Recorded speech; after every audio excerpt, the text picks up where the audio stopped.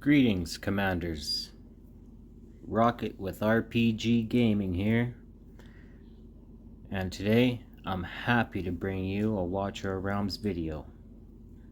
Today's topic: Grotesque Fiend 101, also known as the Chomper. So here we have a Praetus Ingrid team. They decide to go ahead and use Hatset, Lily as a healer, Brokir as a tank. Now all my demon soldiers from left to right are highest to lowest BP affiliation, in case you wanted to know. My BP is relatively low, so I hope this video helps many players from low plat 3 all the way to possibly Overlord. Okay, so what we need to worry about: Lily's Revive passive, Brokir's Unyielding passive, how hard Pope can hit, Hatset's ult for the swarms, and Ingrid's ability to switch between single target and AoE damage. Okay, so I decided to go ahead, wait for a 10 count here, and then drop the Abysmal Beholders at 10 count, followed by the Chomper at 6 count. Call it the straight up strategy. The reason being is because I believe the Chomper will have enough sustainability to survive until my healer can give him a little bit more sustainability to hopefully Lily's passive and also proc his Unyielding passive. Now, this Brokir is built well. He actually survives a double tap from the Chomper when the Chomper's got a 5-banger in him. So that says quite a bit. So we get unlucky there. But same strategy. Abysmal Beholders, Chomper, sustainability, healer, sustainability. We do go ahead and proc his passive there. And then it's just a race between how hard the Pope can hit. And we make it. Okay, next part. Magic tank. Reason being, you want the magic tank in front of Ingrid so that she switches to single target so that your dogs can run through. Keep in mind, Hatset's still there. This is going to create issues for the dogs. So, magic tank, he survives Praetus Hammer. That's good. Things are looking great. Ingrid switches to single target. I stagger the dogs. One takes Hatset ult. The other one takes a couple hits from Ingrid. Luckily, she's still in single target mode. We secure the victory.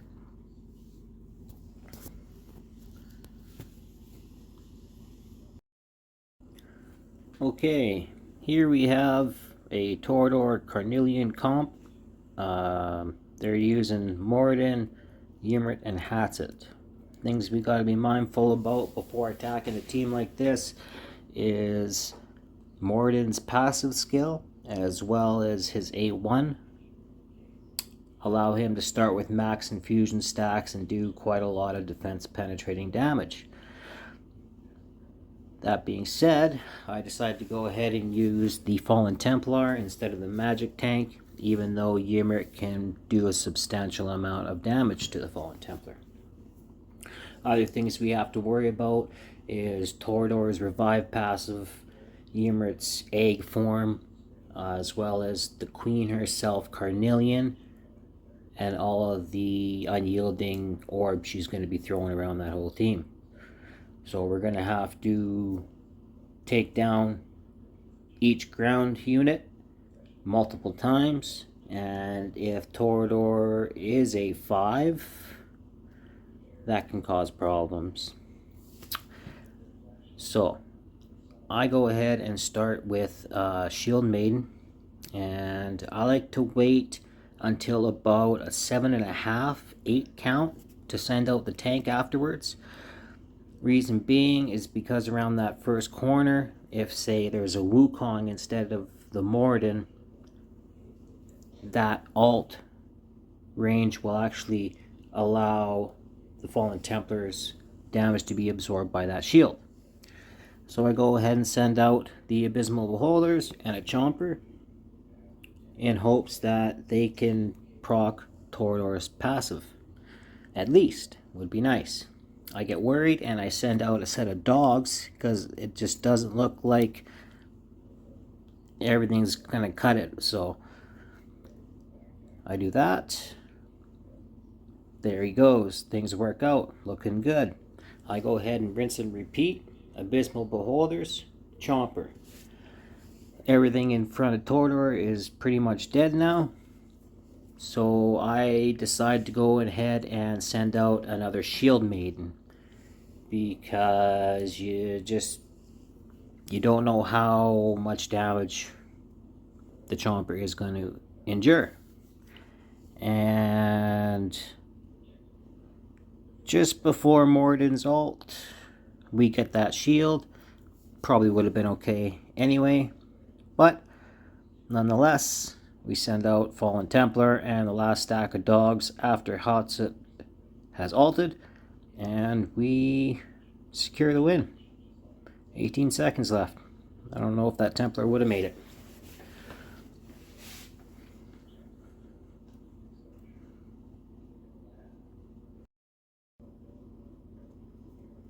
Okay, here we have an Ingrid Carnelian comp. They decide to use Neza, Regulus, and Ares. Things we need to be mindful about before attacking this team is Ingrid's ability to switch over between single target and AoE. Carnelian's Unyielding Orbs, as well as Regulus has Unyielding built into his kit.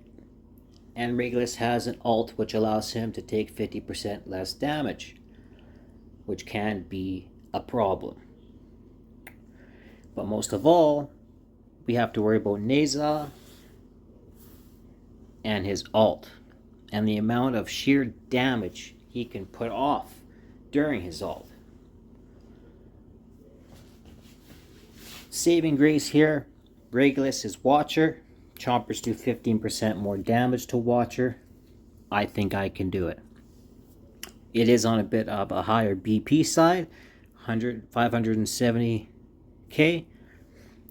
I go Magic Tank at 10 count.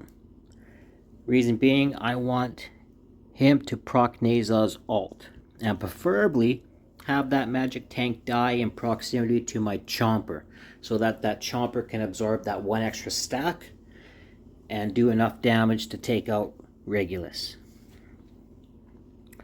I send out double healers to provide some sustain for the Chompers because, well, it's just good. Plus I sent them too early, so they took quite a bit more damage than they should have.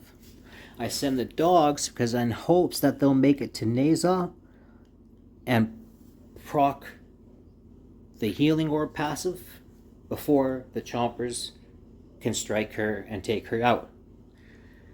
Kind of crunched for time, so I was trying to kill two birds with one stone. Didn't work out. That's okay. Rinse and repeat. Magic Tank. This time, the timing works a little bit better. The Magic Tanks get a little further and the Chompers actually take less damage. And at the time I was doing this attack, I don't think I realized how much damage the Chompers were actually taking. So, Abysmal Beholders, Chomper, trying to take out Neza. Luckily her ult doesn't just wipe them from existence. And then I send the dogs just in time for Ingrid. Switch to single target. Dogs run through, secure to win. Okay, here we have Morgan Carnelian comp. They decide to go and use Bisley Bub, Malvira, and Honora. Now, things we need to be mindful about. Beasley Bub does great CC, clusters, Malvira CC clusters. She sucks demon soldiers in. Honora can have some CC herself if she's bonded. And then, of course, Carnelian's unyielding orbs on Malvira.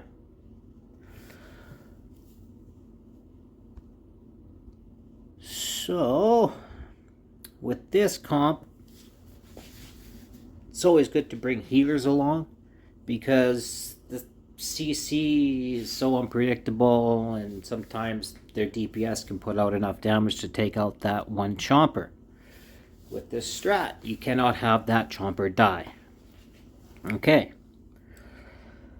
So with Malvira and the Shield Maidens, instead of sending the Shield Maiden at 10 count and then the next Demon Soldier at the normal 7 count, you want to send them right away so that Malvira doesn't suck in the Shield Maiden, and that little bit of more damage that the Chomper's going to take, I think, is okay in this scenario.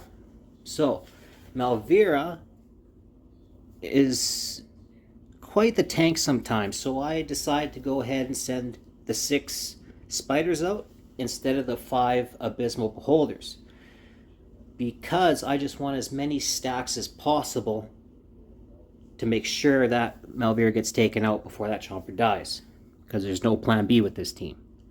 I send the healers to sustain the dogs, and actually the dogs still get taken out, which surprised me, but that's okay. I go ahead and send the second chomper and also the dogs, and this time all the alts and everything are down and the timing works.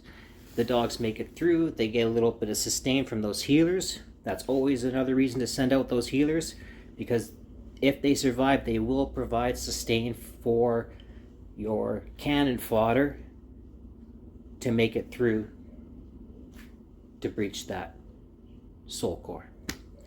And we secure the win with the dogs again. Love the dogs. Okay, so something happened to the recording on this one. I lost the first part of the capture of the video, but basically I botched this attack. Same kind of thing happened to one of the previous attacks, but my chompers took a little more damage this time. Just poor timing. I send the beholders and the chompers out too soon, and Nazab basically just deletes the chomper. The healers don't even really make it there in time. Yeah. The Draylen comp though. Ingrid, Draylen, Nazab, Regulus, and not Kai. The archer guy there. He's not too big of a problem, unless maybe you're flying over. But Draylen puts out some decent heals, and her ult's okay.